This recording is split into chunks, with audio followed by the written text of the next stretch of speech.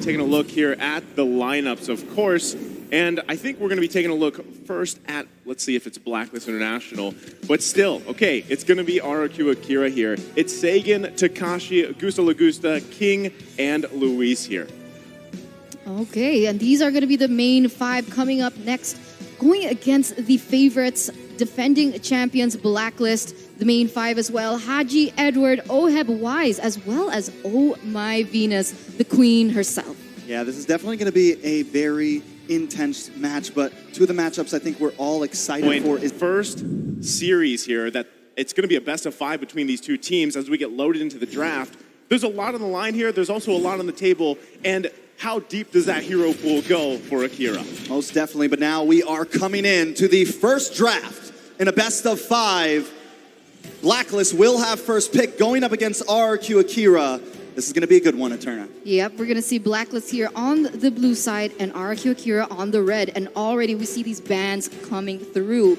We have the Franco ban, we have the Eve, the Joy also already taken off the board. But on the other side here, RRQ Akira, they opted with the Wan and the Kadita ban. So a lot of respect bans on the board so far, and this also leaves open a lot of heroes like the carry that we usually see, like the glue, but unfortunately the glue has been banned away. Yeah, honestly, everything seems pretty normal here except for that Franco ban. I don't think we've seen a whole lot of Franco bans so far, but definitely, I mean, maybe it's showing what they want to pick here. Maybe something a little divey, maybe even pulling out something different than their normal tankiness and going maybe aggressive with the jungle. Well, first pickup, it's going to be that carry, what we see often. I mean, teams so far love this carry pick. It's definitely a force to be reckoned with, whoever gets to play it, and very scary in the gold lane. I mean, we saw some even amazing things yesterday in that Echo matchup, so obviously a high priority hero, but they're going to have to trade it for 2 here for RRQ Akira, and there's a lot on the table, right? That Fredrin we've seen pop up a lot, still doesn't have the best win rate, but is definitely a priority choice. You still also have, now in the mid lane, Eve is gone, right? You can take the Farsa if you want to. The Valentina? The Valentina is still, you want to see the Benedetta locked in right now? Yeah, right now. Well, you get the Valentina for now. The Valentina and the Yuzong has been secured here for RRQ Akira, signaling to Blacklist that, you know, if you want to have a strong black line, no worries. We have the Yuzong to go in straight with the Way of Dragon and disrupt that. So now Blacklist, though, they have the option to work around that. Try go in for dive heroes, not have too much of a strong backline. This can actually counter the gameplay that RRQ Akira want to bring onto Blacklist. And not only that, but with the Valentina as well, you know, it definitely changes the whole draft perspective. I can say that Valentina isn't as threatening as she was, you know, 3, 4, 5 months ago. She's a bit more playable, but hold on a second. There it is. Eterna, Blacklist deems RRQ worthy tonight. They deem them worthy because the Estes is in there, and Edward picks up the Benedetta. I like this too, right? The quote there, in all M series, Oheb is ranked 2nd in total kills with 178. In all M series, Oh My Venus was ranked 2nd in total assists with 380. And we learned earlier who was number 1. I believe that was Vin, right? Vin was number 1.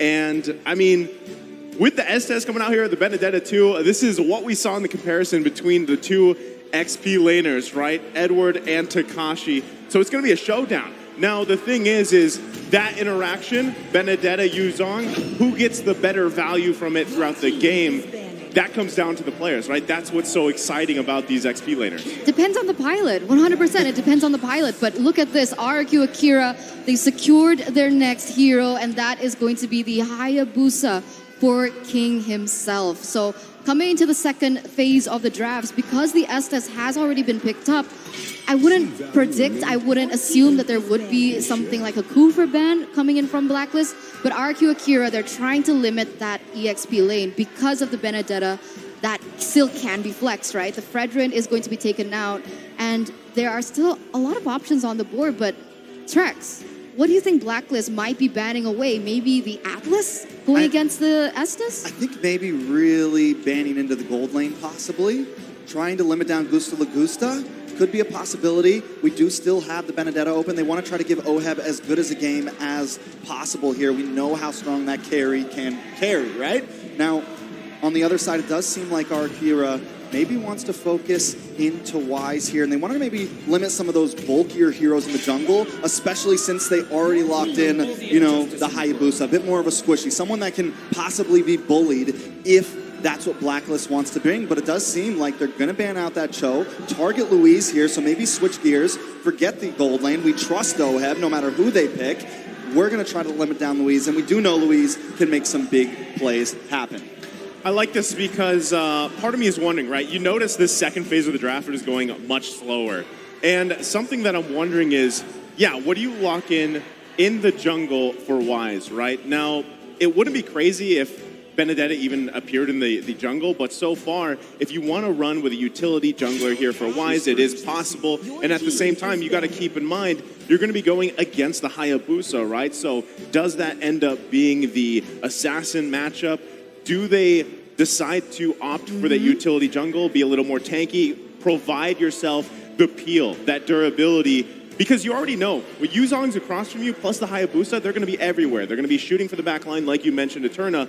And at the same time, you have to be conscious here of the ultimates that you provide to that Valentina. That's something you always have to keep in mind with this draft. And I feel like that's really why we see this as a slower pace, when sometimes those drafts just happen so quickly. It's really going to be up here to Master Basics, Coach Bonchan, to decide what do we take for these last two picks, and also not playing into that Valentina option. So Eterna did mention the Atlas earlier, and that is still open for Louise here if they want to lock in the tank first and wait for gold lane. At this point, the side of Blacklist hasn't banded out any gold lane, so in my opinion, I think that might not be a bad pick. But do they want to, so that they can save the jungle for the end? It does look like they're going to lock in that Beatrix for Gusta Lagusta here. I like it. I definitely like it. All right. Why do you like the Beatrix pick? You like it because of the win rate? Well, Did no, you see the win rate? That is true, but it shreds through some of this tankiness. It can shred through with all the heal that's going to come from Oh My Venus here.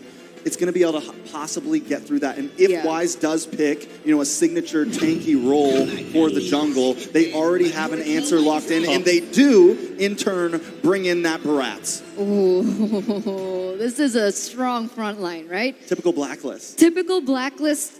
You know, Naisu, maybe you have a better comment about this, right? Because when I look at this, I don't know if RRQ Akira have enough damage to penetrate through this, right? Because the Barrets in itself is already so sustainable, coming in with the healing from Estes. Like, the great thing here is, now, the carry is, I mean, yes, when you look at the lineup, you think Blacklist International, maybe you interchange this carry with a different marksman pick, but still, it is them, right? It's their signature here.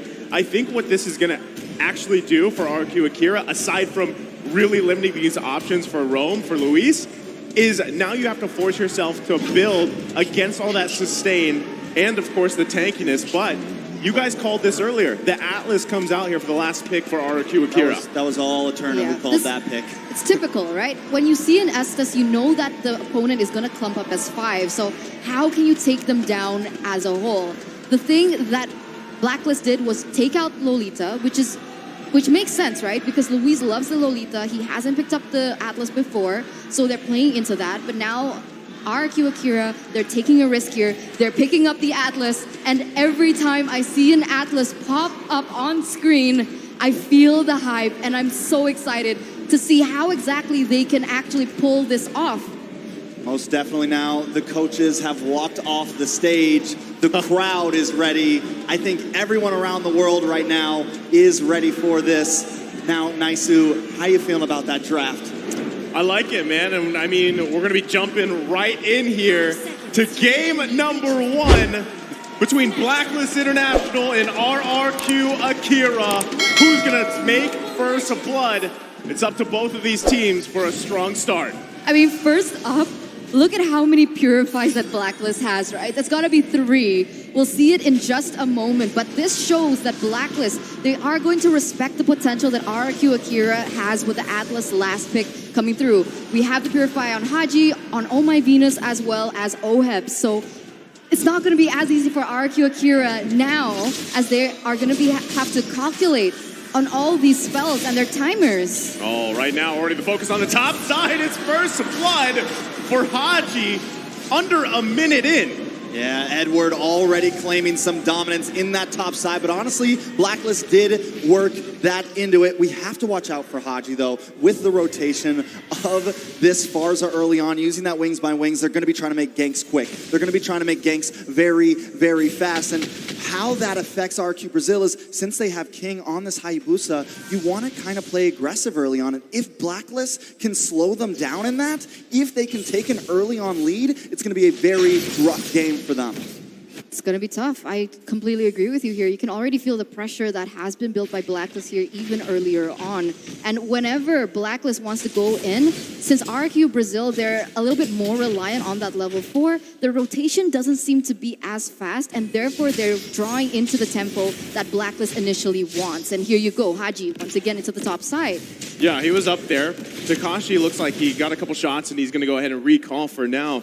But you can see, right, how much focus and pressure is being put up in that XP lane. You want to go ahead and give that advantage to Edward the earliest that you can, which has already been done, despite him having that assist there.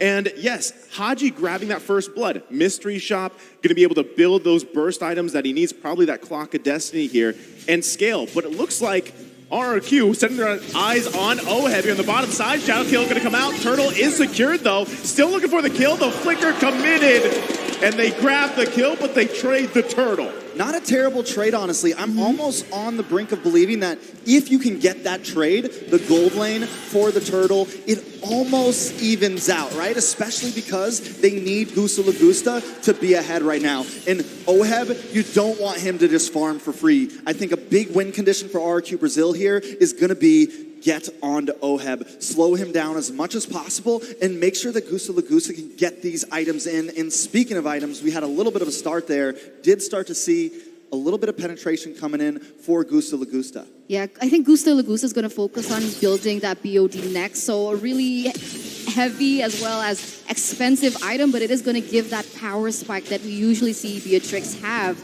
Now on the opposing side, but wait a minute, here, King goes in. Yeah, but, you know, again, this is the sustained game here. Blacklist International are going to be just fine with that. That's the question, right? How soon or who builds that anti-sustain item on RRQ Akira here? They're going to need something, right, to work around that. Because you do have multiple options, right? You can go with Dominance Ice if you want. You've got the Blade as well available to you. I mean, there's tons of things. Yeah, and at the same time, Sustain is going to outpace RRQ Akira unless, like you guys mentioned, Gusta Lagusta can get those early items, already running that weapon mastery as well. But Luis, eyes set on the bottom side. There's the Purify, though. King going to come in for the backside, gets the Shadow Kill. Oh my Venus, still going to survive, and that's exactly what we're talking about. The Sustain is the game. The potential that RRQ Brazil actually had initially because of the Atlas annihilated, right? They need to be able to find a way to bait out perhaps the Purify from maybe Sagan, and then you can see that Luis can find a huge moment, but once again, Luis. Edward owing in with the angle, able to secure a kill as Luis falls. Using that Electro final blow and also just getting a bunch of extra gold here. Can we just talk about the fact that Edward is in the bottom lane right now, in the gold lane, all the way from the top side? This is the problem when you give Edward that Benedetta. He's one of the most proactive EXP laners in, I mean, all of MLB, especially with a movable, with a mobility hero like that. He's all over the map early on already.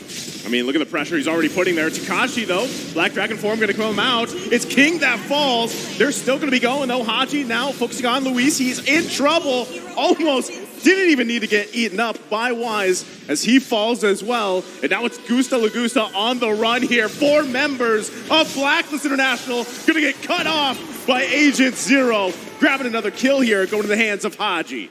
One by one, they all fall down to the Blacklist International Ube strategy. Haji, Oheb, as well as Oh My Venus, they're being so active on the board, and it makes sense, right? You can see the Farsa already starting to hit that damage power spike because of the emblem she brought in, as you can see here on your screen. That mystery shop is going to make getting those items way quicker. And right now, it's starting to make a huge problem for RRQ Hoshi. They're already standing at a 5,000 gold lead. You know, one thing I'm a little bit worried about is King's emblem choice, right? He's not going to get a whole lot of 1v1s here, especially dealing against Blacklist, who we know like to clump up. Now, taking a look at these items, Beatrix has locked in that bot, but wait a second. You're going to find Edward. Can he escape? It's 4 members. RRQ Akira. Edward survives. They just can't seal the deal right now. It is starting to become a problem. The survivability right now of Blacklist, even without Oh My Venus around. Haji. Okay, he gets the flicker out.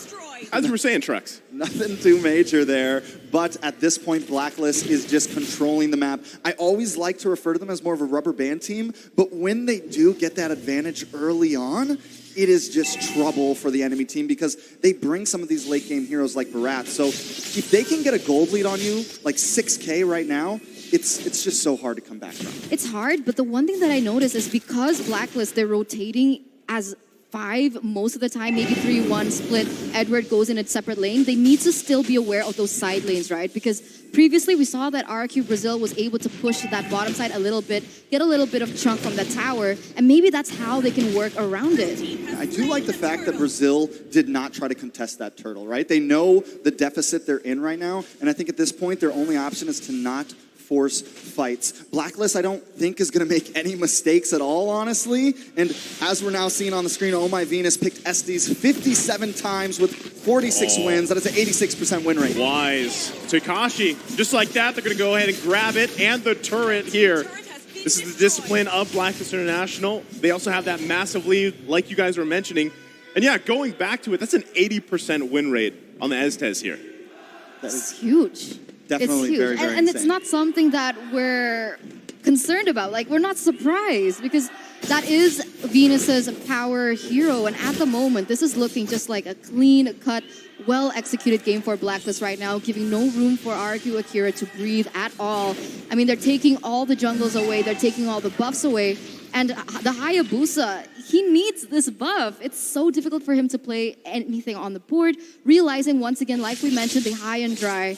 And because they're rotating together, we haven't seen the positive outcome from it. As now, we're going to take a look at the items here 8 minutes in.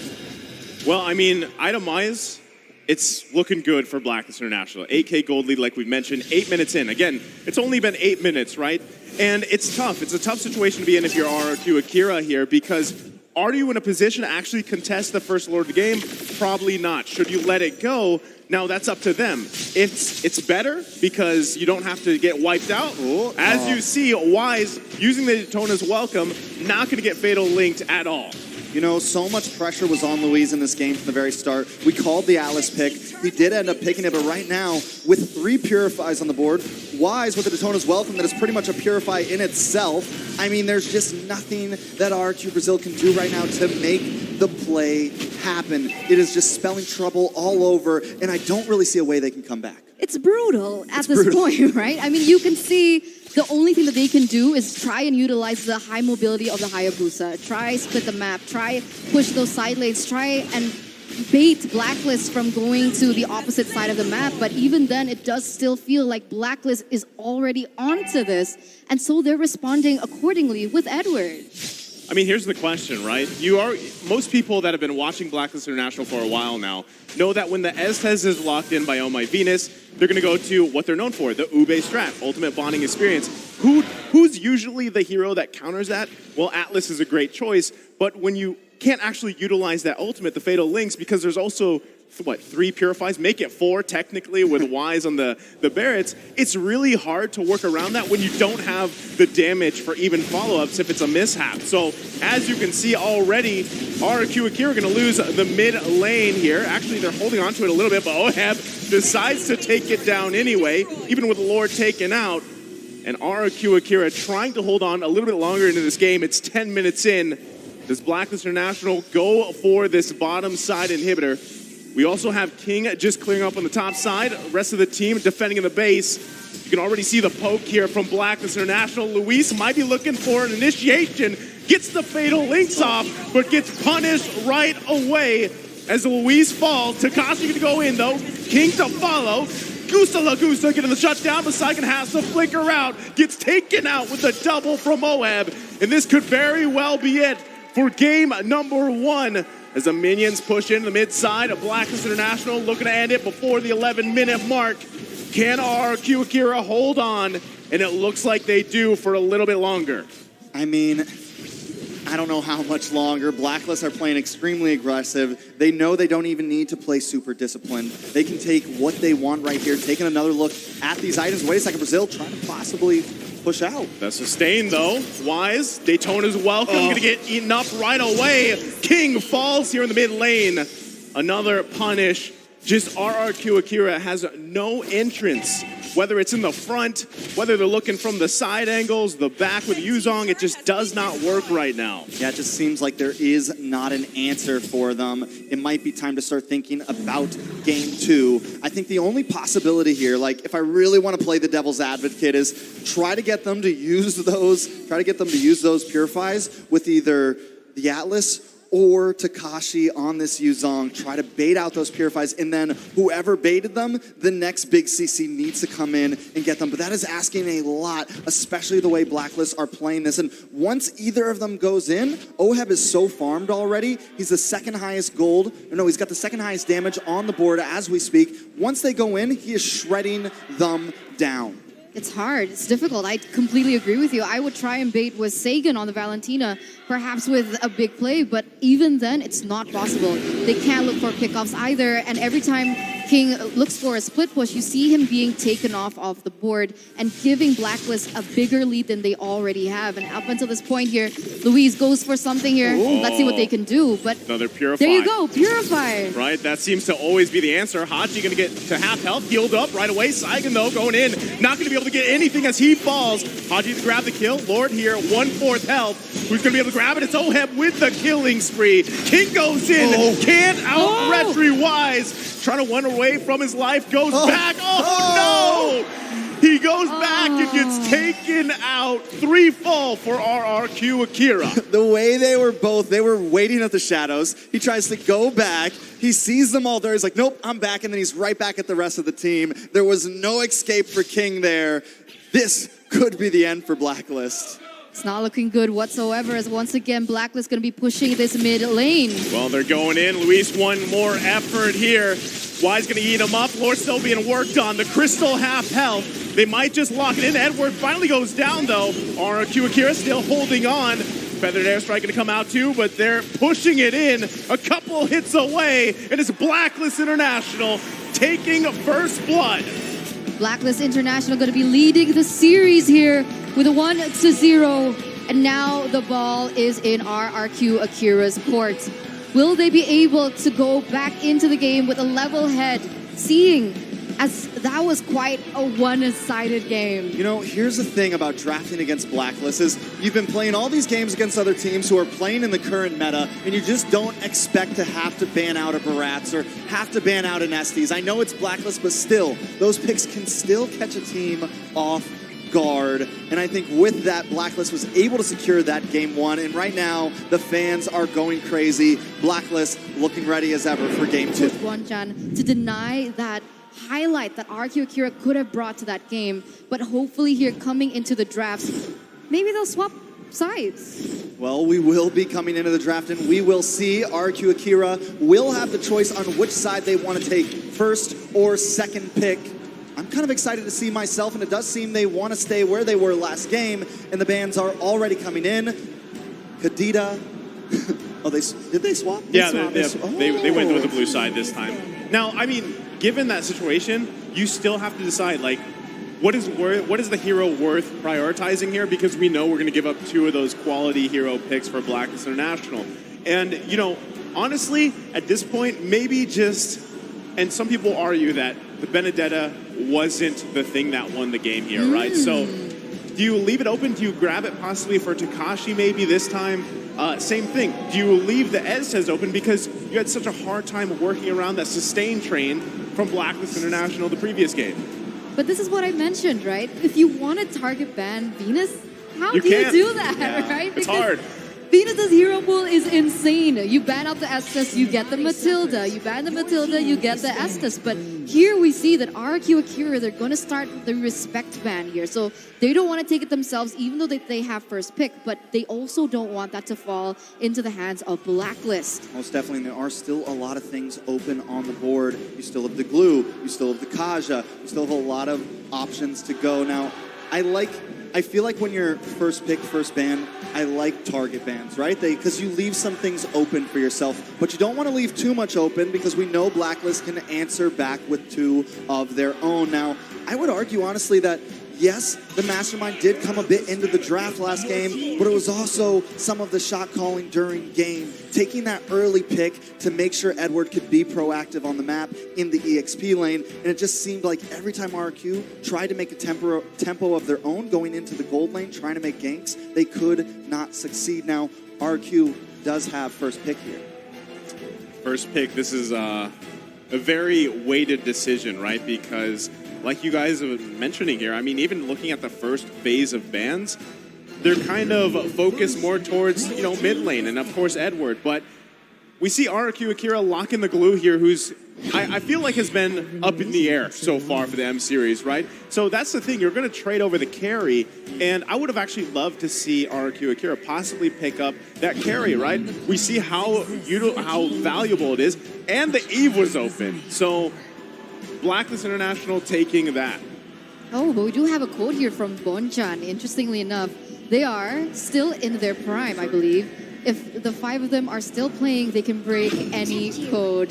We'll see if that actually happens here because they are leading in the series 1-0 as the main 5. As when we're coming back into the drafts here, we see that RRQ Akira have secured the Lolita as well as the Claude. So now they're starting to go for their comfort. I'm wondering if Blacklist might pick up something like the Grok in order to try and, even out the scales going against the Glue. Well, I mean, RRQ Akira tried to do some big CC potential last game with the Atlas. And I'm wondering, they use this Lolita trying to hope for the same thing to kind of counter the Ube strat. But once again, all you need is a few Purifies on the field, right? We've already seen how well Blacklist can deal with some of that heavy CC. And if Oh My Venus wants to go for something again, like the Estes, I don't see a whole lot dealing with that. But hold on a second. The Hoot. We know who that is. We all know who that is. Here's the Diggy, right? The Diggy to counter all CCs. So you mentioned the Purify. They're like, we're not going to waste the spells. We're not going to waste it on Purify. We still need something great for the carry as well as the Eve. So we're just going to, take the Purify. Diggy. We'll take the Purify hero, basically. The 5-man the walking Purify. So, and not to mention just the annoyance of all those bombs, right? I mean, you'd be surprised at how much those can whittle you down, especially because now we've seen Diggy played a couple different ways with Blacklist International. Also can be rolled with the Impure Rage emblem, where you kind of get some of that mana back and it's just constant bombs everywhere here. And then what that does on basically the battlefield is now you're afraid to enter every bush, right? You're afraid to walk into a bush full of bombs here. So, but still, I do want to point out as well that this Lolita pick is where we saw Luis shine so far in the group stages, right? He's made some massive plays on it. And if he can do that again here, meanwhile, Gusa Lugusa is able to farm up on the Claude and utilize the Blazing Duet the way he needs to. This could set themselves up here. I really want to see how RRQ Akira rounds out this draft as we get through this second phase of the ban. Okay, so the Farsa has been taken away by Blacklist here to deny that pick away from Sagan. He does still have a few options here. He could pick up something crazy like the Lunox if they want to go for a full dive. That's still definitely a possibility because not only does the Diggy give you anti-CC, it also gives you a little bit of shield, and you could totally use the Lunox to go onto that. Against the Eve in a lane, it's not too bad as well. But RRQ Akira, they do have the next ban. They chose the Lapu Lapu before. The Fredrin is still open. And I would have thought this was a really good pick for Blacklist, the Grok. The Grok to be able to sustain in that lane, balance that lane against the Glue, even though Glue has been a quote-unquote OP hero in this meta. My thing for right now for RRQ Akira is we know that the CC is no longer going to work, right? So do we kind of just go into something very damagey? Last time, when they really relied heavily on trying to lock up Blacklist, they just weren't able to. So maybe, you know, the Farza would have been a good choice, right? Heavy damage, but now they need something else. They need possibly, you know, something spicy like a Gushin or a Harith. I mean, of course, we haven't seen those in the mid, but something bursty, right? Wow. But the Kaja still CC. Akira. Edward, is this Edward Balboa? I mean, now here's the Edward thing. Yeah, he has many signature names, right? But I want to go back to your point real quick, Trex. You could go with that bursty options for RRQ Akira. It would be great because your question was, how do you deal with that, you know, the time journey from the Diggy pick, the cleanse? You burst it down so you get it out early on, and then you have that advantage. Okay, here we go. Damage. This is exactly what you were talking about. The Leo Mord is locked in here. That's going to be going in the jungle here. Burst is there, right? Question is he going to be rolling with the killing spree? And then Lilia as well. Very reliable, does a lot of damage, has really good laning phase as well. I think we've talked about this before, that the Lilia is so good because not only is she able to use a black shoots to get out of sticky situations, she's also able to deal out so much burst damage even in the early game before the Eve even gets that power moment, right? So the problem is with the Leomord that I usually see is the fact that the Leomord really needs to snowball from that early game. Now, Blacklist, they are known to be aggressive if it needs to be, and this last pick is going to determine the gameplay that they're going for. So the Fredrin last pick here. Now, so with that Fredrin and the Diggy, I don't know if they're going to be able to push into the enemy jungle, at least not unless King can get a nice power spike. As you said, maybe snowball a little bit. But I do think that they should be able to lane pretty fast, especially with the Lilia. Maybe finally create a tempo and actually succeed in some of those gold lane ganks, right? With the Lilia, you're able to get under those towers. You're able to be hyper-aggressive. And that's what I think RRQ Akira wants to bring. It's what they tried to bring in Game 1. They were not able to succeed. And I think they can bring it into Game 2. Now, Blacklist, on the other hand, once again, we know that they are so good at just defending, so good at letting you think you have it and then striking back. Look at the faces of the RRQ Akira fans right now, or just the RRQ fans. They want to see a win here. They want to see something happen. They are cheering, but can RRQ Akira actually succeed in going against the world champions? So join me as we walk into the land of dawn. Will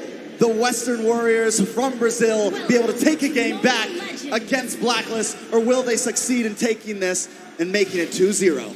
2-0 is the question. Will Blacklist be able to take it out? But now we're going straight into the Land of Dawn to see exactly how both of these compositions are going to be implemented and conducted within the game.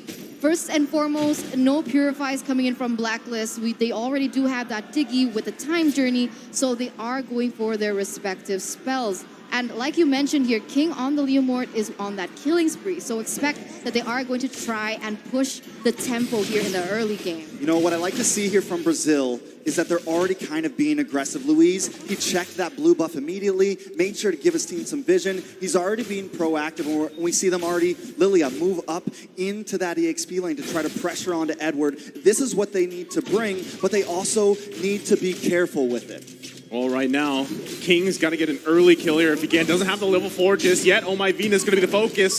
They get the flicker out for now early on. And still, King just waiting here. But top side, another flicker from Takashi. Blacklist International going to follow it up. It's Wise and Edward. Can't get the kill just yet. Even with a taunt, one punch away, can't get it. Super close. I mean, right now, both teams are trying to make their own tempo. They're trying to not play into each other's rhythm. But remember, 20 seconds left on the next neutral objective. And I do believe that's when things are going to get a little messy. But on the bottom side here, Gusta Lagusta, he's not having too much of a good time. Definitely not having a great time, and I think it's going to be very important for him if Brazil... Oh, that is just so dirty, and these are the type of things that Blacklist do. It is a game of seconds, and Blacklist knows how to take advantage of every single one. I mean, that's got to be frustrating, right? And now the first turtle up here. But this is what we expected from Mlbb Venus, and this could just actually be a trade objectively, because you see the focus on the bottom side, and right now RRQ Akira going to go ahead and secure themselves a turtle. That is the first turtle right there that they have secured, but wait a second. Mlbb's going to charge up, can't get away from the real-world manipulation. Haji able to grab the kill. Saigon now a little bit late to the party. Able to poke down. Black Shoes committed, but no one goes down for Blacklist. All right, so they've already secured a neutral objective, but they do get a utility in return. But now we're going to take a look at the items here in the second to the third minute. Nothing too fancy just yet, although we do see that OHEB has already secured that Corrosion Scythe. So expect the damage starting to come through with the attack speed as well, and of course the adaptive damage from the Swift Crossbow. Whereas on the other side, Claude, he hasn't been able to get even his first item, so he is a little bit ahead. And it's the impact from the aggression has started to show.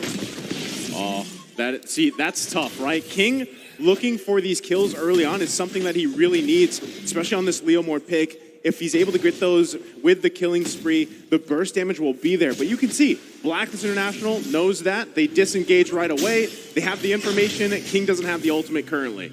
And that continues to be the problem. It was the problem in game one, and now it's becoming the problem in game two. RRQ Brazil tries to be aggressive in these early stages, but just cannot succeed, right? So they need to either try to really find these picks or just push a little bit more. Maybe they can get it. I'm wondering if these emblems have anything to do with it, Eterna. I mean, it really all depends on what emblems they picked up and how they're going to be able to implement that in the game, right? I mean, Fredrin, you can see with the Demon Slayer, he's trying to be able to get a better clear and a better lead in that early game because of how they want to prevent that snowball coming in from RRQ Brazil.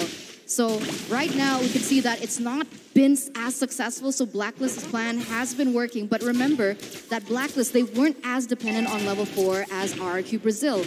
Louise needed that level 4 in order to have a huge impact in the game. They haven't really found that moment just yet, but now they're starting to reach that power spike.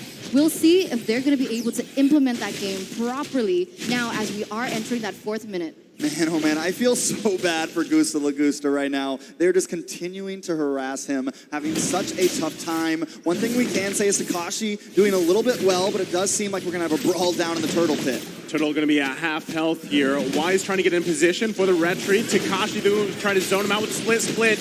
King still working on it. Time Journey committed too. Wise goes in, grabs the turtle away, and now it's a full-on fight here in the river. King grabbing a kill on Wise as he falls. Takashi to flicker out, but look at the damage from OHEB. Able to pick up a kill for himself. It's a trade again. Beautiful steal coming in from Blacklist. Their initial lead now circling to a 1,300k lead. And it makes sense, right? I mean, Wise is level 8 compared to King, who was still level 7. So automatically, he does have that favorable trade when it comes down to those steals. Whereas you can see, even though Diggy being the roamer, he's still building damage. So even if RRQ Brazil, they want to go for a setup, one of the main weaknesses of that is that they are going to be poked down before RRQ Akira can even get a good Numenon Blast. I think the fact that that Venus is building the damage is what's really, but wait a second, possible conceal play. They should be able to take that tower, which is very helpful, right? This is going to give Gusta Lagusta a little bit of movement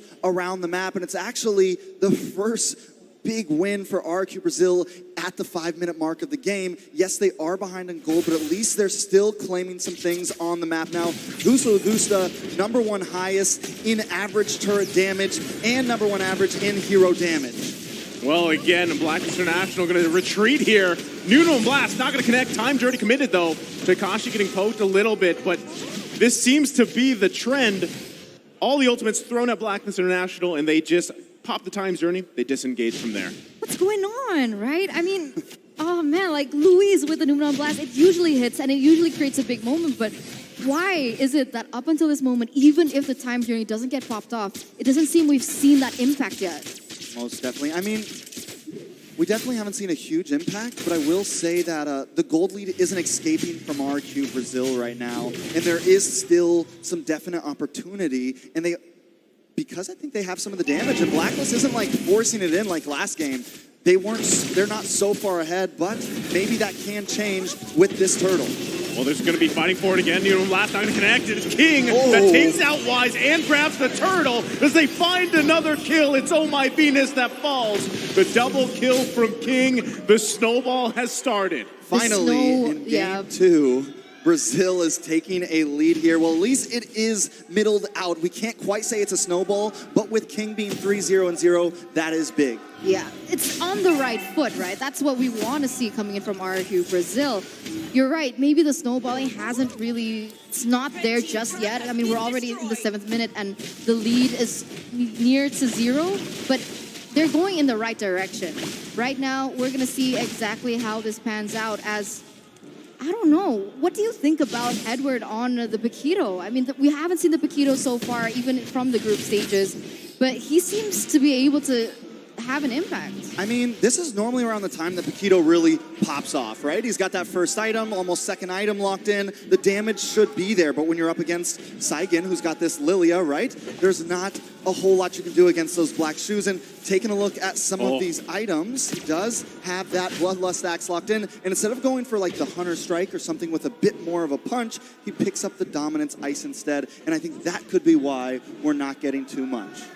That's crazy, right? Even looking at this, there's only pretty much 2 items here for Haji, and the amount of damage he did to Gusta Lagusta just a little bit ago is pretty scary, and that's something that RRQ Akira has to be conscious of, right? They've got to work around this. Yes, they have a very minuscule gold lead in their favor. They're still in a good position to actually fight this first Lord of the game if they can pull it off. They've really got to just give it their all, but if we're looking at the previous skirmishes and fights, the disengages are so strong from Blacklist International. Looks like King wants to go in. They get the Times Journey out. That's going to be a big win for them. Lord coming up in just a couple seconds here. RRQ Akira in a good position. Edward now trying to help out, defend the middle lane, holding on to tier 1, taking quite a bit of damage, has to flicker out. Can't get the kill though. He's going to survive for now.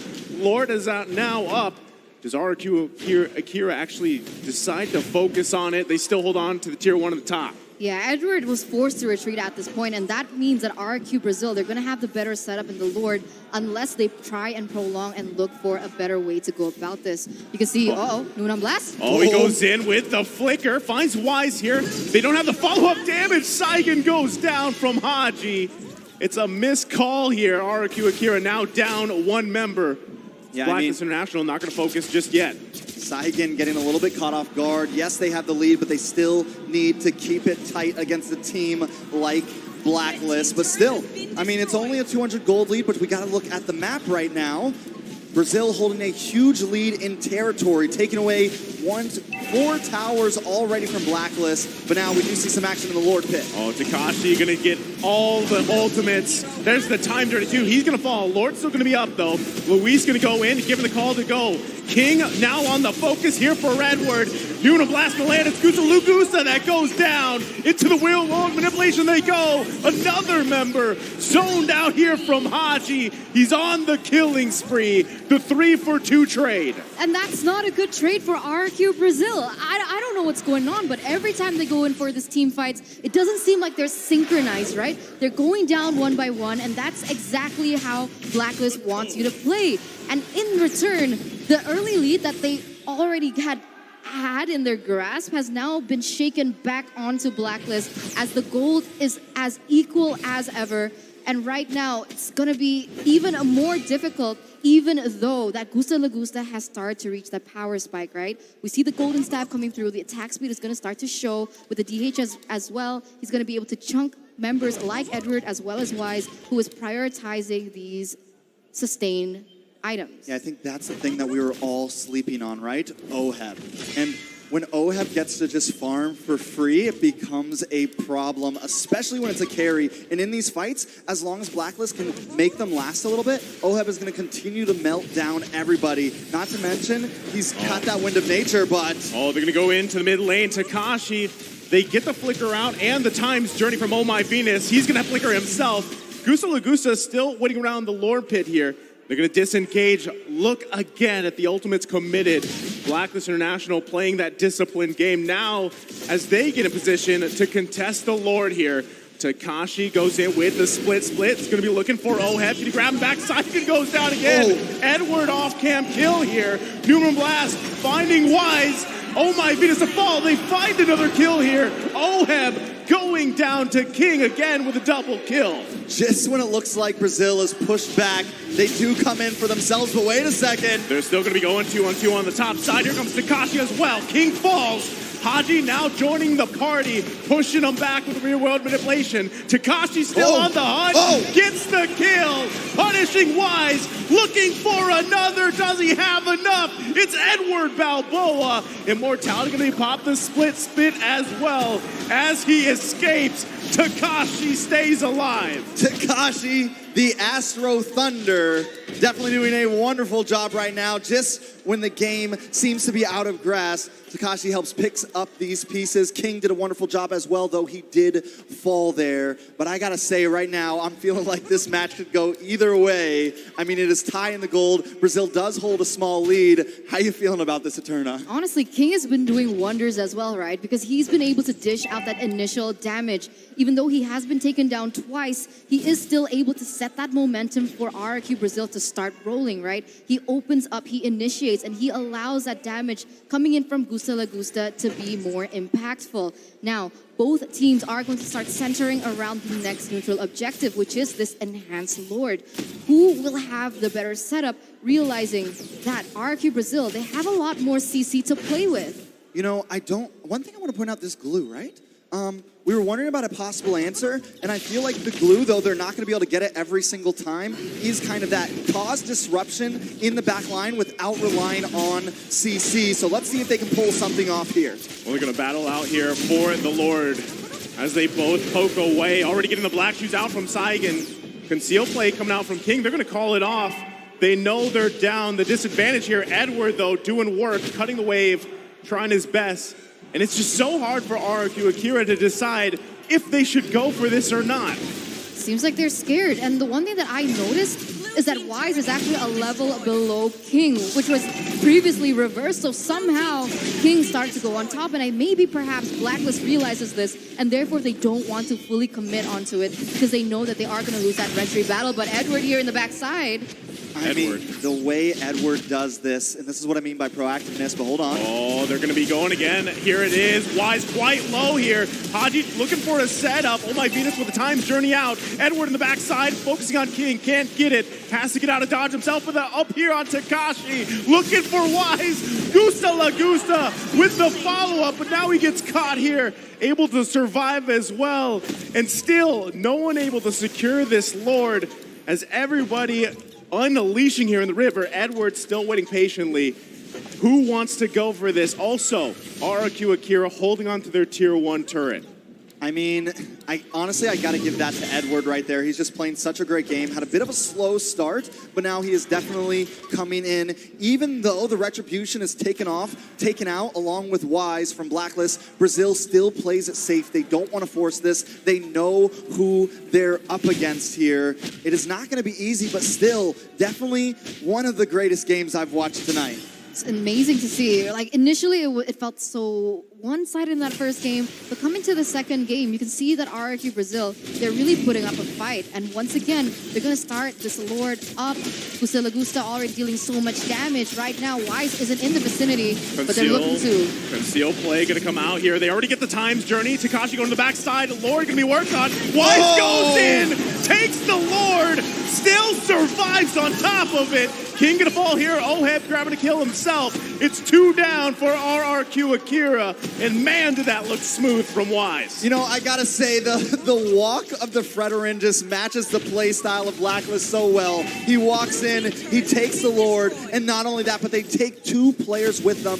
Just when it looks like Brazil is taking this game, Blacklist takes it back. It feels like a caster curse, right? Because I literally said that Wise wasn't around, so RRQ Brazil had the better opportunity to get the Lord. And somehow, Wise just walked up, got the retry, and just did that for his team. But once again, Blacklist going to go into this mid side. They're going to be pressing the situation here. They're going to pretty much only be able to get this first turret of the base down. But still, they've got the Lord marching on the top side. RRQ Akira is going to have to defend their mind out here to stay in this game. Yeah, they definitely need to defend it out. I do think they can survive this push. Hopefully I don't cast or curse them with that one. But they do have Gusta Lagusta. They have Saigon for the wave clear, but it's not going to be easy. Assault on the top side, and Hibbert is going to fall here. Blacklist International now going to set their eyes on the bottom. The wave going to be pushing in here. RRQ Akira defending all they can. King using that ultimate as well. Base fully exposed here. Blacklist International gives it a call back. They're going to reset. 6,500 gold lead here in the 17th minute.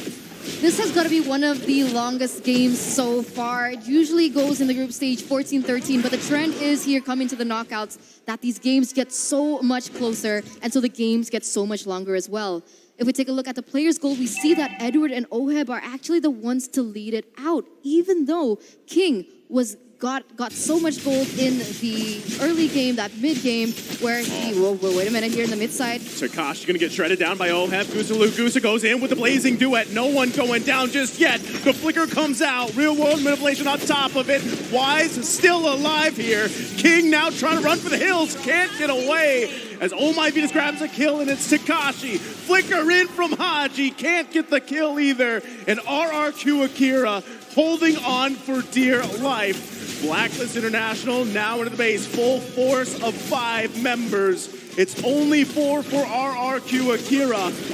Blacklist International looking for the waves to push in. Still, Luis gonna get taken out. Oheb to clean up, and there's nothing they can do here. Oh, no. One after another gonna fall, and Blacklist International taking game number 2, match point.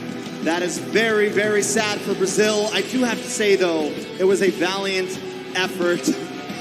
I can't get over the giant VY's heads. Look at them dancing right now on the ground. I'm really glad some agents showed up to support. What a match that was, Eterna.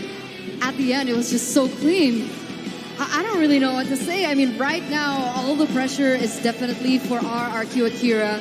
As Blacklist, they just need one more point to be able to continue their journey in the upper brackets. I mean, the draft wasn't bad by RRQ Akira, so what else can they pull?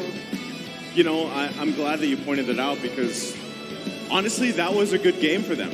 And at one point, they were, I mean, it was pretty scrappy. You saw how much fighting was going around those objectives, especially that first Lord. No one took the actual first Lord, right? I mean, it was there, it evolved, and then it was finally grabbed. So RRQ Akira, it was a great effort here, but hopefully they can just refine it for the game ahead of them. And you know, something like today, Akira has not. Well, it all starts here, right? Like we've been saying up to this point, it's match point here for Blacklist International. Going to be looking to basically secure the series in a sweep. And I would love to see RRQ Akira take this game, extend the series, because that's what we want to see, right? Now, also, they swap sides here, and Trex, already the first phase is done, and just like that, they're going to secure themselves the Benedetta for Edward. Yeah, and that is, we saw how well he does on the Benedetta, and it's just something scary. Every time I see Blacklist lock that in for Edward, I'm just thinking, how do you even deal with that? The man is a monster. He's just everywhere. So once again, with him securing that pick, it's not going to be easy for them to bully Venus unless they can do it early on in the game. So RRQ Akira need to find a way to do that. What can they pick possibly to try to secure some early game advantage? I don't know. I guess pick heroes that have a really quick hero power. I think they had a really good idea with picking up something like the Lilia for that mid lane to try and control that mid rotation. But as you can see here on your screen, RRQ Akira, they secured the Lapu Lapu as well as the Claude for themselves. Now, my question is, the Lapu Lapu and the Benedetta, if they go in the same lane, how is that going to pan out, right? Because the Lapu Lapu does have some form of anti-CC, but so does the Benedetta. I mean, technically it's just messy. Like, it looks like your favorite anime out there, right? It's a lot of flashiness and jumping and dashes. So that's pretty much what you're going to see. Nobody ever gets hurt. Nobody ever gets hurt. Nobody ever gets hurt. It just looks really cool. And as that transitions into the game, it's pretty much, what do they do for those team fights? Now, one of the great things about Benedetta is the split push pressure, right? But Lapu Lapu, if he can even get an early kill with that Festival of Blood, he gets really beefy. A lot of the times, Lapu Lapu, you see him going 1 versus 2 and 3, but hold on again. Blacklist International taking out the Estes again. Not only that, but they also have that Valentina in. And I got a feeling this is going to be a jungle Valentina, most likely. Possibly a mid, but still, that's the flexibility that they're bringing with that pick there. And it keeps RRQ Akira guessing in the second phase of bans. They are going to take their time with this final pick, but we do have a quote from Luis here. Blacklist International is one of the most dangerous teams in M4. But we believe in ourselves and optimistic that we can do well. Hopefully they can do well in this third game because they were correct about the first part there. Blacklist International is definitely strong in taking them through the ringer here. And we'll see if they can actually pull off a reverse sweep like we saw yesterday in the second match. But now we can see here, oh, okay, the Cho being picked up here from RRQ Akira. And this is quite good, right? Because the Cho can go into the back line, try and punish Estes in that back line. And so that is definitely something that they can go for coming into the second phase, though. RRQ Akira with the first ban. So, I mean, that's the thing, right? With Valentino locked in here from Blacklist International, which ultimate do you want to take? Right now, it's just the way of the dragon for the most part, right? So, RRQ Akira, knowing this, they're going to have to be careful in their last two choices after this second phase is done. But still, going back to the point when we saw Estes pop up in the first game, you've got to be able to work around that sustain. You need to have an answer for that because what we've seen so far, the trend through this series also with Blacklist International is if they don't want to fight you, they just disengage, right? And that's something that works so well for these first three heroes that they have here. So RRQ Akira locking in this Cho is a great option to pick your fights. That's literally what you want to do. Now, what we've seen so far up to this point is some great Cho gameplay and some, you know, not so great Cho gameplay where like they'll try to get the combination off, the flicker, the way of the dragon, but then they're out positioned. And once that's gone, once you're taken out of the picture, you know, you're down one member and you lose a lot of that utility. So I really liked the Barat's ban here. I feel like they're thinking a bit ahead. I was expecting a Fredorin ban after this to really make sure that Blacklist can't secure that super beefy lineup here, right? Now, speaking of the not so great kicks from a Cho, right? If Oheb can secure something again, like, I mean, of course the carry's gone now, but the Beatrix still up, still plenty of options for him. They're going to need to worry about him because every time Luis goes in with this Cho, he's going to get melted down. So he's either going to need to use that aggressiveness early on to focus down onto Venus and try to make plays happen because if it goes too long once again, it's going to be far too late a turn. I agree with you. And now the last ban coming in from Farsa, from Blacklist, is going to be that Farsa. And now RRQ Akira, they have the first pick. It's interesting because I'm also reading the comments of the live chat, right? And a lot of people have actually mentioned that a great way to counter Blacklist is more AoE damage. So perhaps we might see that coming in from RRQ Akira. And we kind of get that from the Xavier, right? It's scary because it's very easy to counter because of how immobile Xavier is as a hero. But if the Xavier has a good time in the laning phase, is able to get those core items for that damage, the spammability of the ultimate to be able to, one, deal the burst damage, and to two, open up vision on the map is going to be huge for them.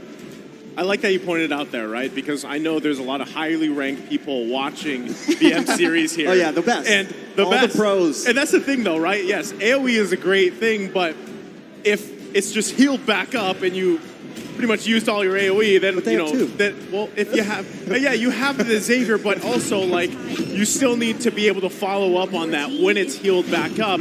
And now something we haven't seen often up to this point is this combination that we saw so much of in previous even MPL regions, the Valentina Faramis combination. Not only that, but the Valentina does get rotated there over into the jungle, but RRQ Akira was quick. They already knew what they wanted to pick as their jungle. They didn't waste any time. They picked up the Basha. Now, we haven't seen that many great things from the Basha so far, and with this being game point, the question is, will it succeed? Now, RRQ Akira has their backs against the wall right now. This is match point for Blacklist. They're going to need to pull a lot of tricks out of a lot of hats right now if they want to succeed in this, and it's definitely not going to be easy. The question on everyone's mind in the stands, in the live chat, is definitely if they can do it. The RQ fans want to help them out here, but I just don't know if they're going to be able to make it. So now,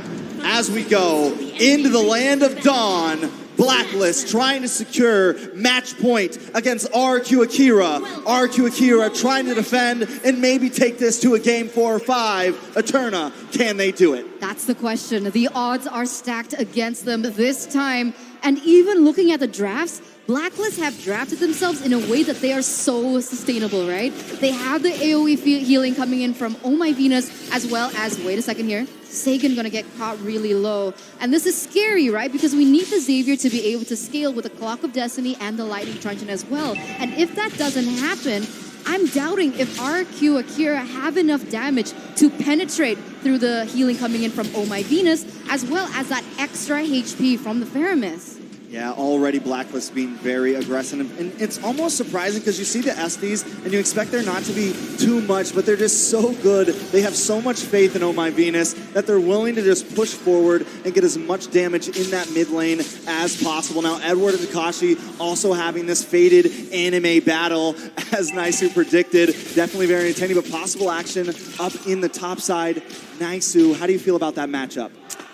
Well, overall, I mean, it's really, I don't expect anyone to go down before that first turtle anyway, but, I mean, we didn't even get a chance to talk about the Baksha pick, right, that much, because King rolling with this option here. Rolling.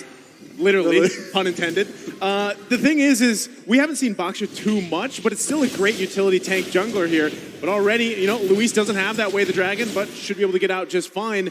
And that's the thing, right? It's Wise that is going to be playing that Valentina like we saw here. And now you have that option, that dynamic. What ultimates do we take? How do we use it? Turtle coming up here in just a couple seconds.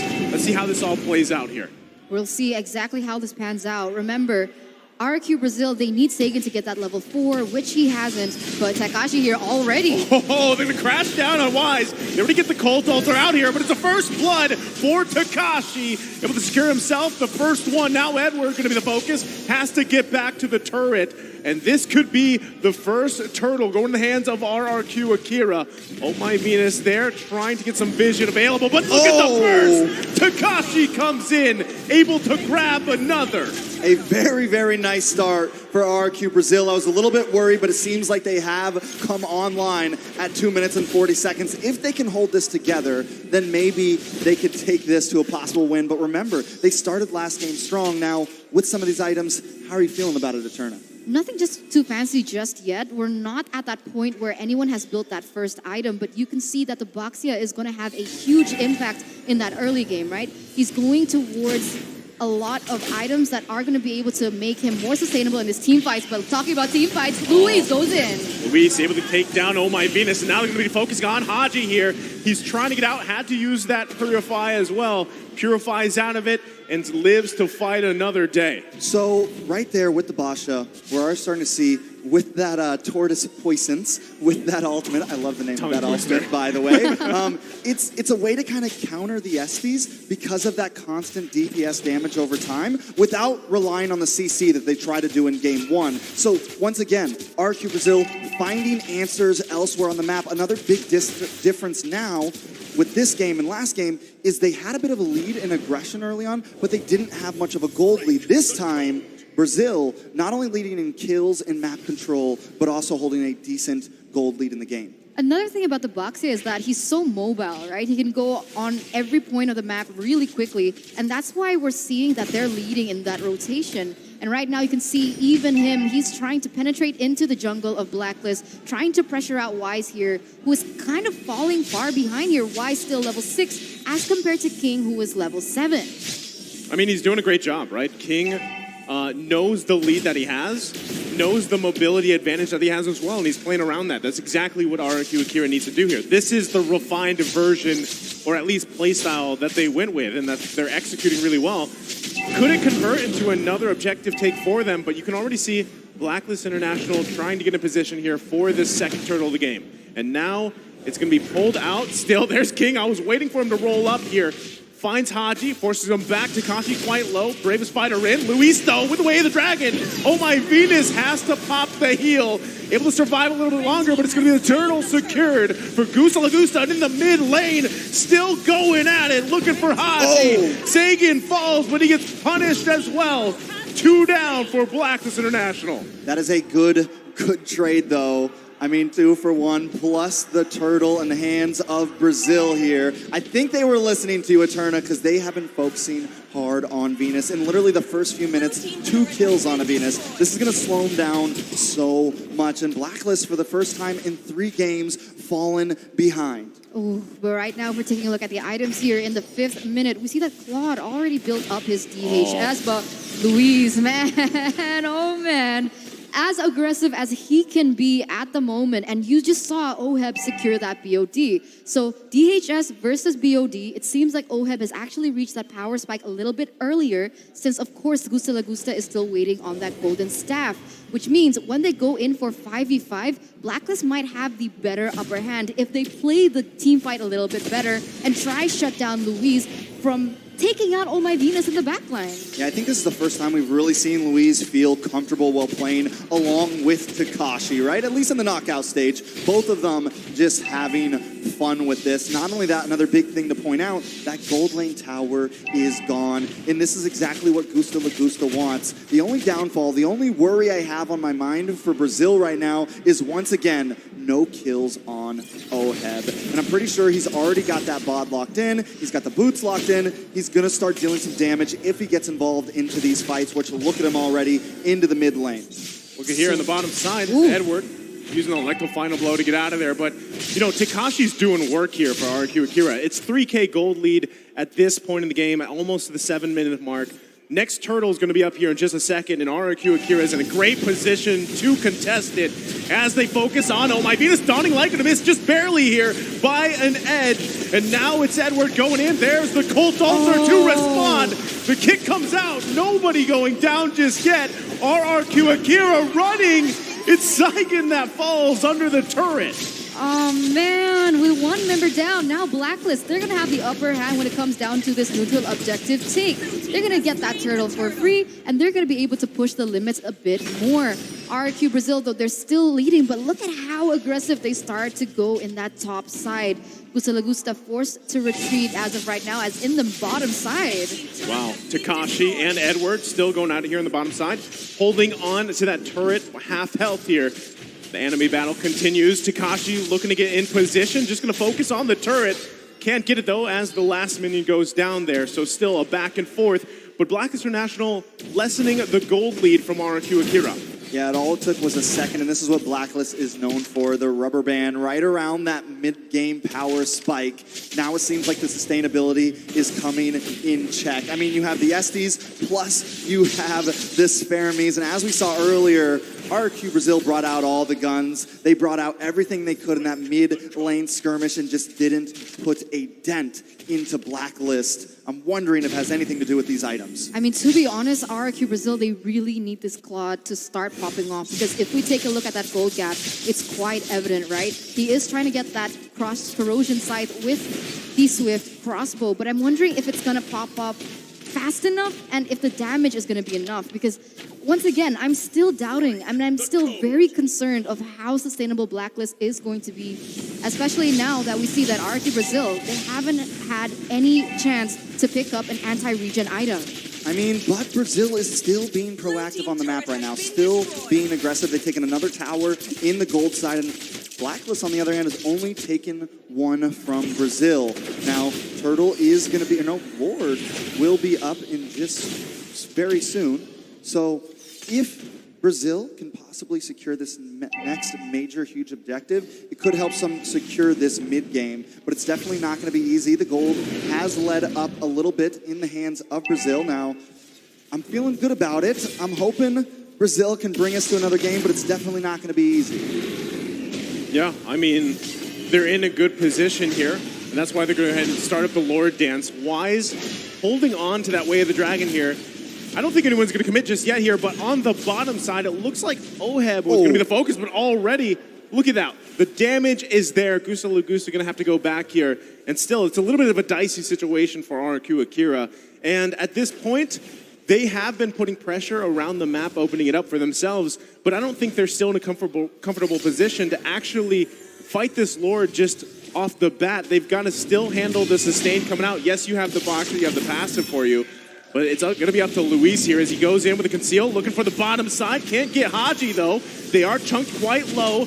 Cold Altar still going to be hold on. It's committed now. Oh, my Venus getting slammed down. Takashi goes in for another kill here. They're going to back off. They have the numbers advantage. Edward taking out Luis, though. Haji still up as well. RRQ Akira. Do they press the situation? It's a 1-for-1 trade here. It's going to be dicey. King, though, trying to decide if they want to go for it. Gusa Lagusa opens up his ultimate here as OHEB. Oh! Nice pickup there from Gusa Lagusta. Able to grab the kill, but is it still? That's the question. Wise is still there. This is not a green light just yet to start at the Lord, but Wise getting focused up by Takashi again. 1 versus 4 here in the bush. Gonna get dragged back a little bit. Takashi can't survive that as Haji grabs the kill. Killing spree. Meanwhile, RRQ Akira still working on the Lord here. Dawning Light comes out. Wise quite low. Took the bravest fighter. Now Edward trying to get some vision, an angle if he can. Gusa Lagusa, though, gonna push him back here. Still the fight for the Lord. Edward goes down. Cold Altar comes out. It's Wise with the Lord again. How does he do it? But RRQ Akira gonna push them back. Everybody quite low. Saigon with a huge Mystic Field. I mean, win or lose here. That was one intense Lord fight. And I like the fact that Brazil didn't force that Lord fight. They did lose out on the Lord, but overall, they're still kind of controlling the map here. They take another tower. Now, quick second, because OHEB's Beatrix has picked up 8 games in has been picked 8 games in M3 with an 87.5% win rate. You match that up with the Estes win rate from earlier for Venus, and it is definitely spelling out for trouble, Eterna. Oh, 100%. I mean, we're seeing the Filipino sniper himself go into action. I mean, need we remind you that he was the MVP of M3 finals, right? And he even was able to pick out a skin for M3. So coming into this game, I'm not really sure if RRQ Brazil want to do that same thing that they did. That fight was a little too prolonged. And when it gets prolonged like that, it feels like Blacklist has the upper hand because of the constant healing that is happening by Oh My Venus. Take him out, great, but you have to go in, try burst him down. But Haji, he goes into the front line, deals a little bit of damage, but this is all allowing Blacklist to push that tempo as well as to zone away the members of RRQ Brazil. Well, they're still going to be working on this tier 2 here. They might just be able to get it cleanly as they do. Dawning Light comes out. No one going to go down, though, but map advantage is what Blacklist International wants here. Takashi going again. There's the Blessing of the Moon Gods. They find OHEB, and now it's Oh My Venus on the focus here. Haji going to be in a bad position. Dawning Light comes out. It's another that falls. Luis with a massive Way of the Dragon, finding Wise, and it's Edward in trouble now. RRQ Akira marching down the mid lane, totally taking out Blacklist International. That is insane, and they want to keep going. Takashi with that dive forward, taking care of these towers, pushing forward. Are we going to see a game 4? Brazil trying. Brazil going to push in. Haji holding on for dear life here. They've got the minion waves. It's only a couple seconds, and RRQ Akira is going to do it. They extend the series as they take game number 3. RRQ Akira coming back, rising from the ashes, and proving that the L is not for lose, but it is for learn. So we're going to see... Well, that too. I mean, that was a huge show play, right? Yeah. He was able to get Wise off the board and take all the members from Blacklist down one by one. And this is what I mentioned, right? If they go in with the burst damage that they have in their kit, they're going to be able to win out in those team fights. They did that perfectly. They did not try and prolong the fight. They didn't play towards the tempo that Blacklist brought onto them. And here it is, 1-2. Still match point, but now RRQ Brazil, they have a chance for the reverse sweep. Yeah, and taking a look at this winning moment, look at them. They are hyped. They are ready. Takashi takes the challenge versus Agent Zero. RRQ Akira takes game 3, and I just love that. You know, when a team is that behind, up against the wall, and they get a win like this, it's definitely one of those hype moments. I was standing here excited for them. I mean, they got the crowd dance fundamentals here, right? And again, we'll have to see, because in just a couple seconds, we're going to be jumping into the draft here for game number 4. And I'd love to see if things change the way we're expecting them to, at least even with the bans here And it's RRQ Akira that's going to be on the blue side. We've got Blacklist International on the red. And already, I like the bans from RRQ Akira, especially with that carry. Take it out, Kadita as well. Yeah, so they've swapped once again. I think they're taking turns up until this point. But coming into game number 4 here, we see that carry as well as the Kadita is going to be the priority ban coming in from RRQ Akira, as well as the Joy and the Wan Wan, once again from Blacklist. Now, the question is, did you feel like there was anything in particular that they should have banned away? Do you think the Benedetta should be taken out? Taken out away, I don't know, because I think they found their answer. I think it kind of goes back to what you wanted to see in Game 3 Eternity. We wanted to see RRQ Akira kind of play the same game, just play it a bit better. And I think finally they are playing a bit better. One thing that they are banning out here, though, is that Diggy. So even though they won that game, they know it can be a problem. But this can still now give some other choices over to Blacklist here. The glue still open once again, so I'm wondering, does Blacklist want to ban that out? Because Takashi did have a decent glue game earlier. Now, we do have a quote coming from Coach Zays. I heard RRQ Akira is a strong team, and I heard RRQ Akira can win against MPL ID teams in the scrim, and not only one MPL ID team. So that means that, you know, they're keeping up with these powerhouse teams. And I mean, we saw it. We just saw it in the previous game here. But this is something that even us casters talked about before we got even to the group stages. You know, we were kind of contemplating how much time RRQ Akira had to practice, how much time and work they had to do with even RRQ Hoshi, right?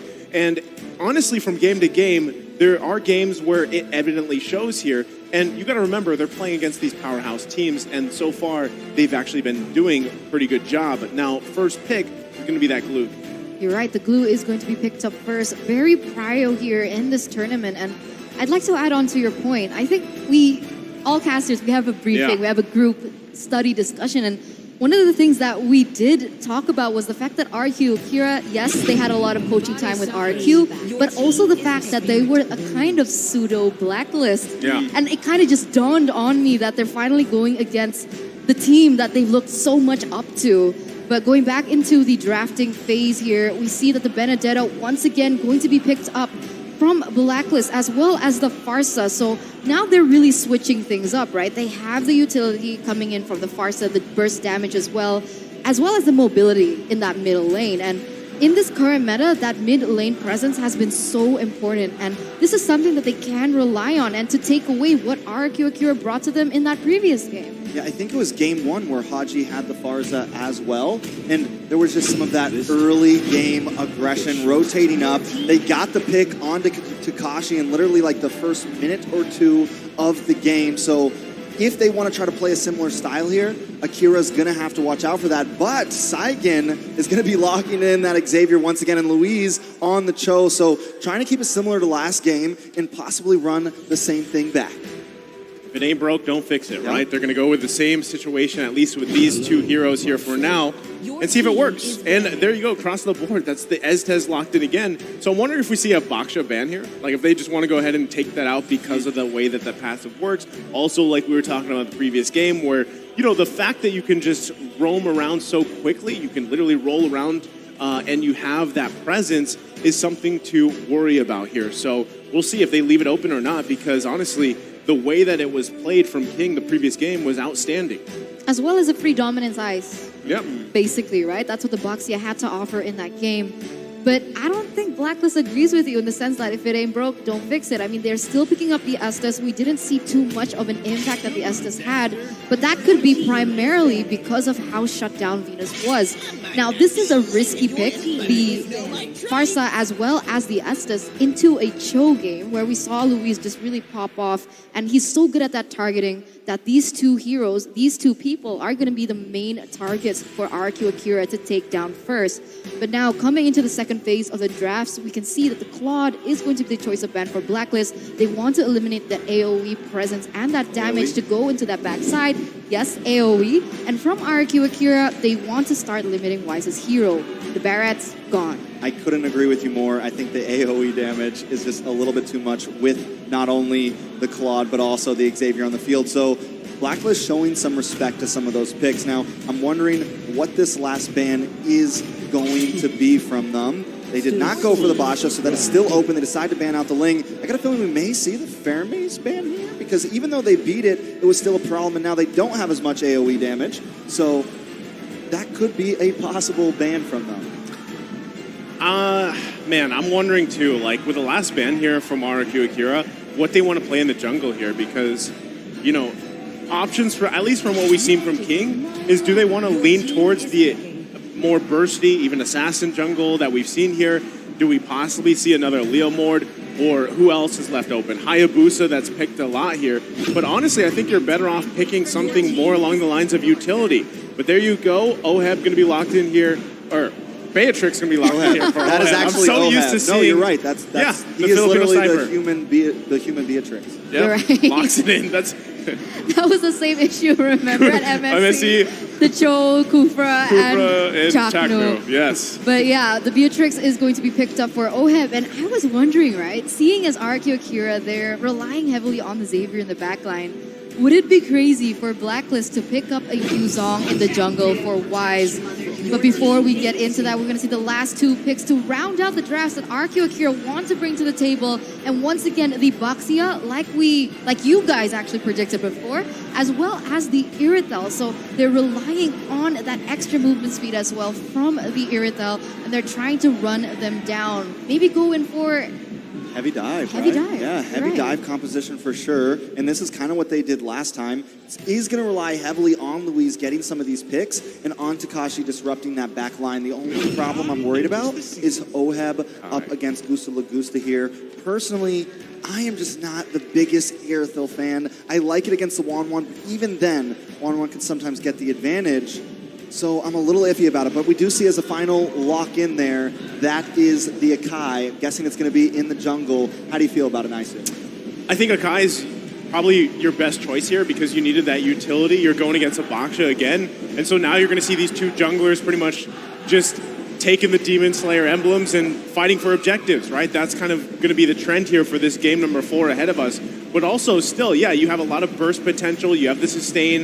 If Oheb can farm up and just kind of go in vacation mode, Blacklist International will be in a good position. But RRQ Akira, like we saw them do the previous game, they've got similar picks, right? They can still work around it. They can still force Blacklist International to follow their tempo. And still, this is going back. How does Louise start these fights up? I don't know. We will see, because we are jumping into Game 4 in the Land of Dawn. Once again, this is Blacklist International going up against RRQ Akira in a best-of-5 series. Will RRQ bring us to a Game 5? Remember, match point here for Blacklist. If they're going to get this game, if they can take this game, they're going to continue their journey, but Louise might not continue his. Oh, there's the first blood here for Oh My Venus. Louise, you know, just taking too many hits this early on. That's not how you want to start it up. So now King going to be the focus here. They get the stun. He's in a bad position. You don't want to go down here. Not like this. Haji grabbing a kill. And already off to a strong start here for Blacklist International. That is definitely huge and very troublesome for RRQ Brazil. Already 2 members down. Not only Louise, one of your prime roamers, but also your jungler. Ooh, 2-0 start, looking quite shaky. And Blacklist has been able to get this even before level 4. And this is the one thing that we mentioned about Haji on the Farsa. She's going to have so much damage even without that Feather Airstrike. And the fact that she's able to have that mini stun when she can combo out her skills, it's enough for them to use that type of utility to take these really aggressive roamers from RRQ Brazil down. I mean, not only that too, but, you know, grabbing an early kill like this, always kind of what we see from these mid lane mages running the mystery shop. They get early kills, it gets even more devastating. And when you're talking about someone specifically like Farsa, who the burst damage is already there pretty early on in comparison to Xavier, who needs a little bit more time to build up here, that's going to be pretty devastating here. Very, very devastating. And on top of that, like you mentioned, the Farza, there's just so much movement. And once Blacklist gets a little bit of a lead like this, it's going to be very reminiscent of Game 1. They're going to be hyper aggressive. They don't need to rubber band. They're just going to come in hard and fast. Oh, Haji going to wings by wings. Should be just fine here. Now, position-wise, it looks like they're both still going to fight for the turtle here. King going to be taking quite a bit of damage, and like the final blow comes out. Edward looking for the kill. King, though, able to secure the turtle. under the nose of Wise as they still continue on. Donning Light gonna come out here, but Wise and Takashi stuck together. Wise falling, Luis with the kill, able to pick one up themselves. Way the Dragon comes out too. Back and forth they go. Now it's Luis on the run. Still gonna be chased down here. Can't bob and weave out of there. Trying to run for the hills. Edward on the hunt. It's Luis, but can't get away. Edward able to grab the kill. He was so close to escaping, but unfortunately at the last moment, even before King was able to help him out, he had to get taken down. Now Blacklist with the 1,000 gold lead, but Haji in the mid side, he's gonna get taken down, and a really good trade for RRQ Brazil, as now they're gonna center their focus onto the next control on the map. Taking a look at these items now, we are seeing Oheb with a nice advantage, very close to already getting that Blade of Despair in. Everyone else, pretty typical. The only major thing we have to look at is Edward with a slight gold advantage. Overall, though, in the gold lane, things are at a standstill, so that is one thing that Brazil does have going for them here. The gold lead has not escaped too much, only 600 gold, still 40 seconds until the turtle, so I wouldn't count Brazil out just yet. Well, as you saw, Clock of Destiny now being picked up here by Saigon. He's going to try to catch up here with Haji a little bit, but still the focus on the bottom side. Going to make Gusa Lagusa do some work here, trying to bob and weave, avoiding those airstrikes, and still just going to get poked down a little bit, but look at the patience here. King and Louise waiting around, waiting for an initiation, as well as Wise. He's going to be walking in here in just a second, going to spot out King, and not sure if they want to commit onto it just yet. A lot of focus on these two gold laners by both teams as we find ourselves in a standstill. And even Saigon coming here from the backside for now.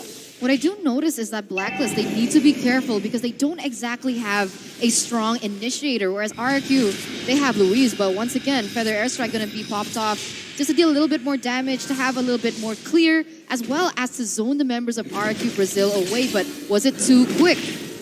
Well, they know they don't have the feathered airstrike here. Going to be working on the turtle. Wise trying to go in. Heavy spin comes out. It's King again, securing the turtle under Wise. And now it's Oh My Venus going to be trapped here. Oheb there to back up Oh My Venus. Not going to commit though. They're still going to be chasing down Takashi. Could be in trouble. Gets out. Flicker from Saigon. Here comes Edward. Electo final blow, but he's going to get kicked by the way of the dragon. They find King, punishing him down. Make it 2. Blacklist International punishing RRQ Akira. This is definitely very troublesome. Saigon trying to do something there, but Blacklist does not want to give this up just yet. It does seem like finally they're going to back off, but not until they push Brazil all the way back to their base. And at this point, Blacklist is just going to start hunting, taking out some of their jungle and feeding off of Brazil's own resources. I mean, Farsa has been so huge in all of these skirmishes, right? And if we take a look at the sub-emblems, we see that she's going for more penetration, and even without those core items earlier on, she only has the Clock of Destiny, if I'm not mistaken. Without the Winter Truncheon, she's already dealing that much damage. So imagine the Winter Truncheon coming through. She has more damage from, let's say, the Holy Crystal, if they want to be crazy about it. That's just so much magic damage that they need to be able to get free. Whereas when we look at RRQ Brazil, with the way they're going for these team fights, Luis is primarily just trying to protect Gusta Lagusta, and therefore he's unable to make those plays into the back line to eliminate these threats like Haji. Yeah, I mean, I wouldn't completely count anyone out just yet. With Saigon not having any deaths, he wasn't too far behind Haji in terms of gold. He has also locked in the Clock of Destiny. Once he gets that Winter Truncheon, there may be some plays to happen. There was the burst right there. They got to respect it, Luis. The bob and weave out of there. The feathered airstrike committed as well.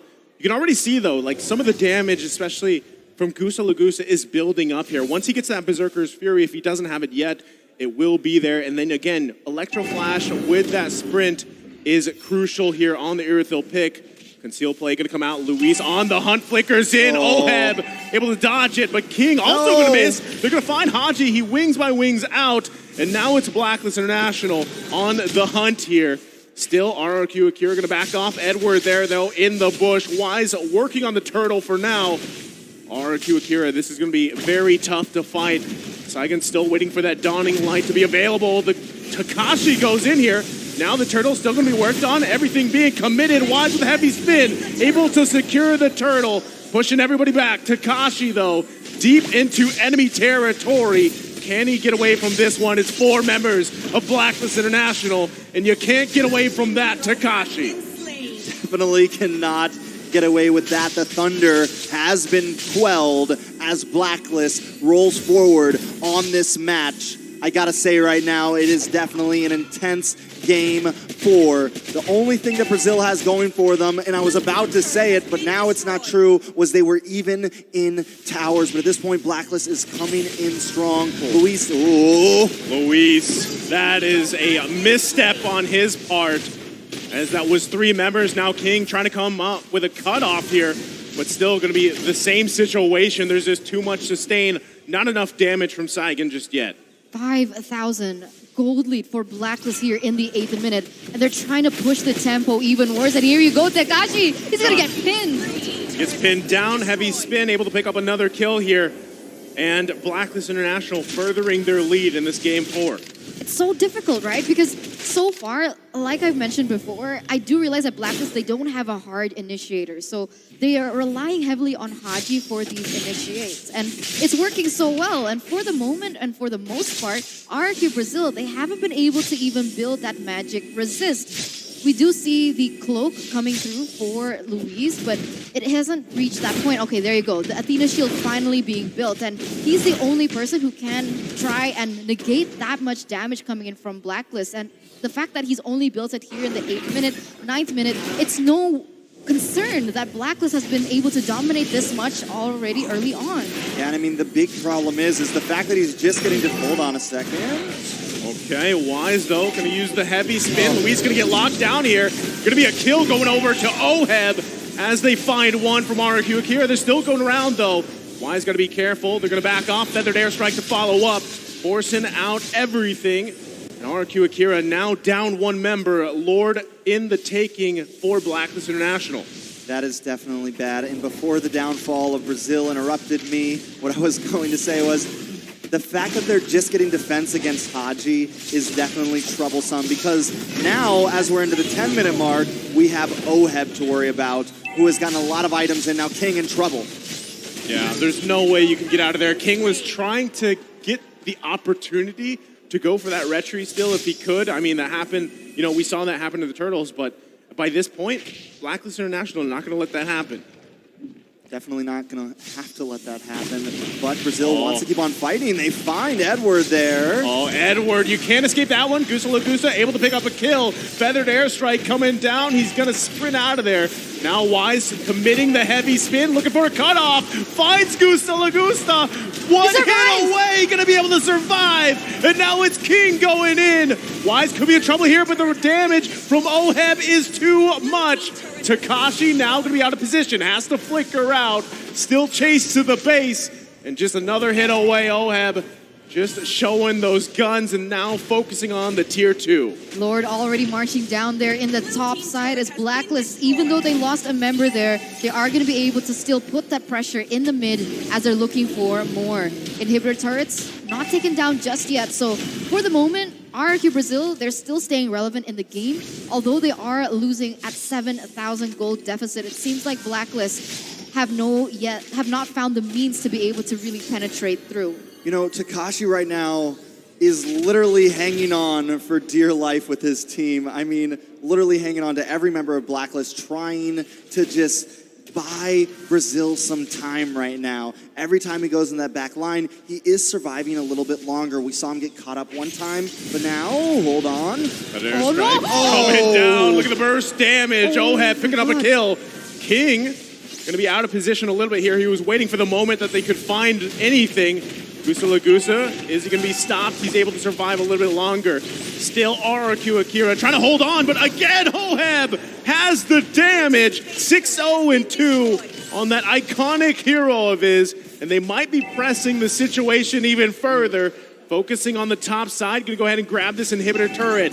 King now finally back in the base here. Edward grabbed that bottom. They're holding on for dear life. Feathered Airstrike going to be committed, and it's another one. Oheb able to secure another kill, pushing them back further. Wise cutting off Gusa Lagusta. Edward on the follow-up, but should be able to get away here. Base almost fully explodes. The flicker comes in. Can they still follow up? Goose Lagusa still on the run. Where can he go? Blacklist so much International time. on the hunt here. He's buying time, but at what cost? Still going, can't get the kill.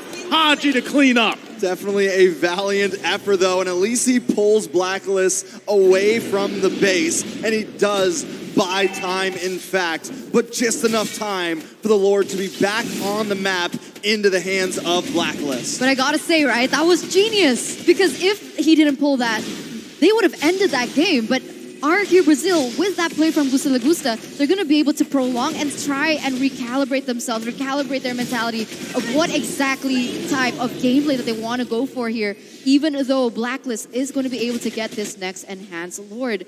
But looking at the items, things are looking quite bleak, right? I mean, the problem is Gusta Lagusta, she has her items, right? You already have the crit, you have the attack speed, but the problem is because of that range, because of how big that Farsa's ultimate is, he can't get close enough to deal the damage, and it must be so frustrating. Yeah, definitely very frustrating, especially the fact that Luis can't get in there to help at all, right? Every time he goes in, he's getting melted down, but the question on everybody's mind, can they defend this push? Well, they're going to have to deal with it as Lord in the mid lane. Flicker's coming in. Takashi trying to make a play, buy some time and some space. They're still going at Edward in the backside with Electro final blow. Dawning Light to follow up. It's not enough. Oheb does fall, but Gusta Lagusta as well.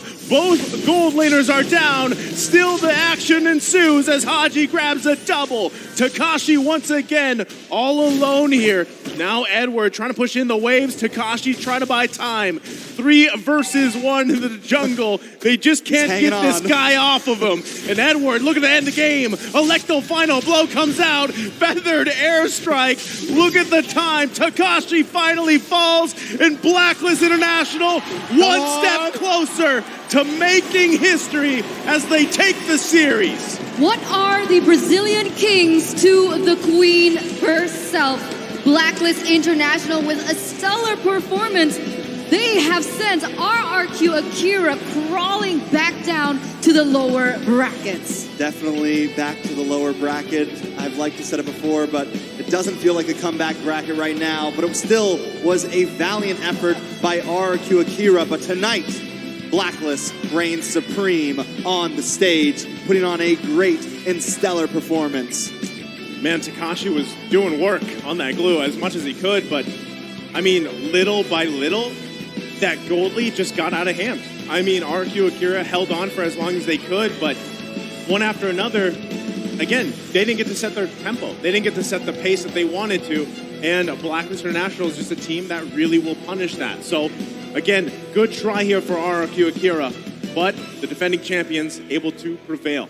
Don't forget though, it's not over yet, Not over right? yet. For everyone, all of you watching into the audience, at home, on live, don't forget that RRQ Akira, they still have the chance to come back out of this alive. They're going to the lower brackets, which means they have a lot more time to learn. And remember, like we keep mentioning over and over, L is not for lose. It's for learn, and but the Agent Zero does strike back. Blacklist International advances with a 3-1 scoreline. And as you mentioned, honestly, I'm feeling bad for anyone that has to go against Akira in the bottom bracket. They did a great performance, and I got a feeling they could make their way